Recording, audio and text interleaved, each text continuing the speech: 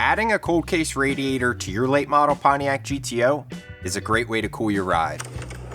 GM produced the original GTO from 1964 to 74 and decided to revive the name in 2004 by importing the Holden Monero from Australia.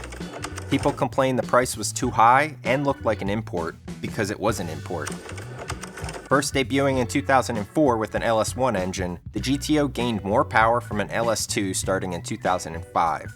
400 horsepower made it the most powerful GTO of all time.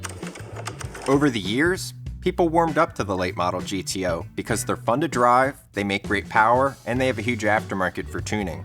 And for those reasons, Cold Case offers direct fit radiators and heavy-duty silicone hoses for the LS1 and LS2 versions of the Pontiac GTO, ranging from 2004 to 2006. Featuring fully TIG welded construction with dual oversized cores for double the capacity of factory radiators and 16 fins per inch for maximum air circulation.